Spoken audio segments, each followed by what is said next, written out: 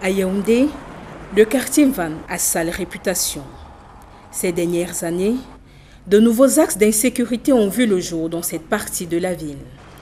C'est le cas de ce tronçon, situé derrière les brasseries. Ici, une fois la nuit tombée, ce secteur est un coupe-gorge notamment pour les mototaximens. Je ne suis pas en sécurité parce que même moi, on a déjà pris ma moto. Ce n'est même pas loin. Derrière Brasserie, ici, là, on a déjà pris ma moto. Ce n'est pas encore fait même un mois. Face à la multiplication des agressions, les populations riveraines évitent d'emprunter cet axe dans la nuit.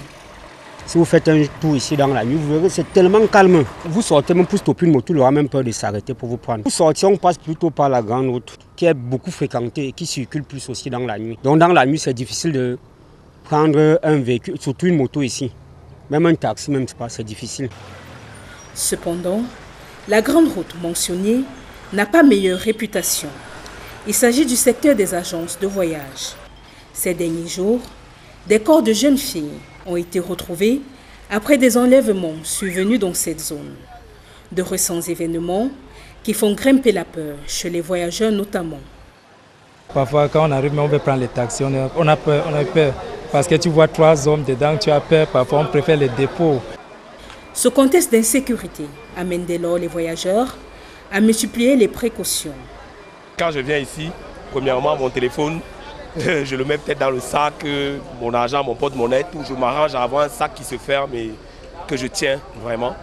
Donc je ne laisse pas les choses dans mes poches, même si c'est le jean, je ne laisse pas les choses dans mes poches. Je suis vigilant, si je vois 2-3 personnes dans un taxi, je n'entre pas. Et je préfère le dépôt, mieux de payer les 2000. Et bon, ton téléphone, porte-monnaie, on a toujours les mains aux poches. Alors que ces agressions surviennent dans le secteur des agences de voyage, l'absence de mesures de sécurité dans ces lieux de transport est pointée du doigt. Déjà, ils recrutent n'importe qui, tout le monde est censé venir dire voilà, bagage, voyage et tout ça là. Au niveau des agences de voyage, bon, je ne vois pas aussi, parce que j'ai beaucoup d'amis qu'on a volé leurs porte-monnaie, téléphone, laptop ici, mais je ne vois pas les mesures de sécurité. Dans les agences de voyage incriminées, l'on a su plutôt travailler pour la sécurité des voyageurs. En Van, c'est vraiment la bagarre. L'insécurité est totale. Mais malgré tout ça, nous nous efforçons. Nous voyons les forces de l'ordre qui font souvent le distance. Et en plus de ça, ils nous envoient aussi les rafles. Il y a la patrouille qui de temps en temps font les descentes à l'agence. Ce recours aux forces de l'ordre n'a toutefois pas un véritable impact.